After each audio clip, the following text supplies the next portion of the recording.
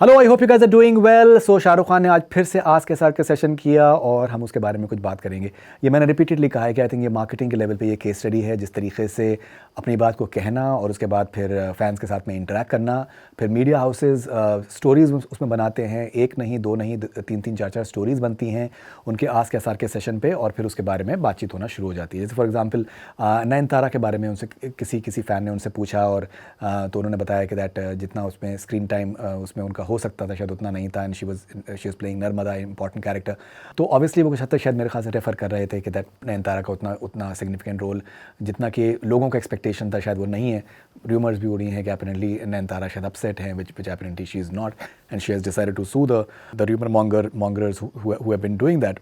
सो वो सारी चीज़ें हैं। उसके अलावा आई थिंक ये भी एक फैक्टर है कि जो एटली ने एक बात कही है कि दैट जो लॉन्गर वर्जन होगा जो कि OTT पे रिलीज़ होगा, उसमें करीबन 20 मिनट का उसके अंदर और उसके अंदर फुटेज होगा जो कि हम देखेंगे। और इवन आई थिंक प्रियामणि का भी जो बैक स्टोरी है वो भी शायद नहीं है, जो भी मतलब उस तरीके से हाईलाइट नहीं किया गया फिल्म में।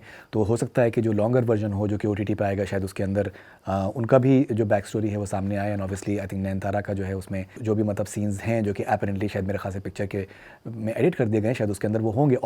एनीवेज पिक्चर 3.25 घंटे की थी, तो शायद मेरे ख्याल से better sense would have prevailed and people would have the team would have wanted like a shorter crisper version of the film, and that is why शायद उनका कुछ सर्टन परसेंटेज ऑफ रोल उनका शायद एडिट हुआ है। और अगर हम और बात करें आस्क के साथ के सेशन की, हमेशा कुछ एक बहुत ही आई थिंक इसमें फ़नी भी सीन्स होते हैं। और उसके अलावा किसी ने पूछा कि इब्राम ने पिक्चर देखी तो कैसा लगा, तो उसमें उन्होंने बोला कि बाप तो बाप होता है। तो obviously is playing on that dialogue, and apart from that और भी सर्टन चीज़ें उनके सामने आई, सर्टन डायलॉग्स उनके सामने आए, सर्टन उनके जो पंचेस थे, जो उनके ह्यूमरस पंचेस होते हैं वो सामने आए, and he was enjoying himself. यहाँ पर इस आस्क एसआर के सेशन में एक जो पहलू देखने में आया है वो शायद पहले हमने नहीं देखा है उस तरीके से। वो आया, कुछ सवाल पूछे गए मीर फाउंडेशन से रिलेटेड। तो ये फाउंडेशन एक चैरिटी फाउंडेशन है जो कि शाहरुख खान ने जो चलाते हैं, और he has been doing some fantastic work.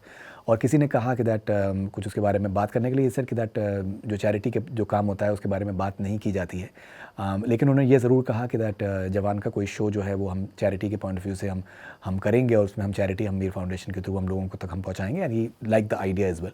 तो वो एक डेफिनेटली एक पहलू सामने है, बिकॉज बहुत सी चीज़ें हम सुनते रहते हैं, बहुत से हम ख़बरें हम लोग को आती रहती हैं कि किस तरीके से he has helped a lot of people, but वो शायद उसके बारे में बात नहीं करते हैं। और जो एक फ़िलॉसफी है कि नेकी कर दरिया में डाल, और एक हाथ से आप जब करें तो दूसरे हाथ को पता ना चले।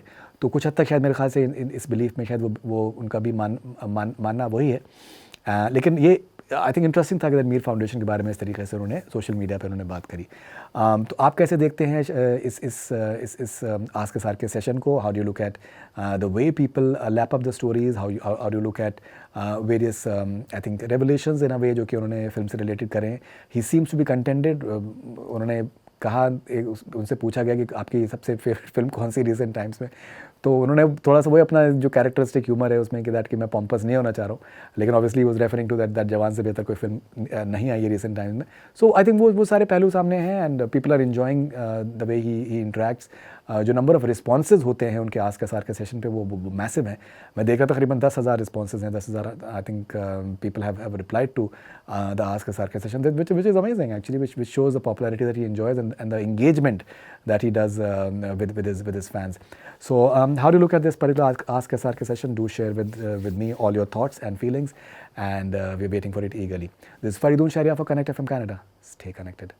Do subscribe to our YouTube channel.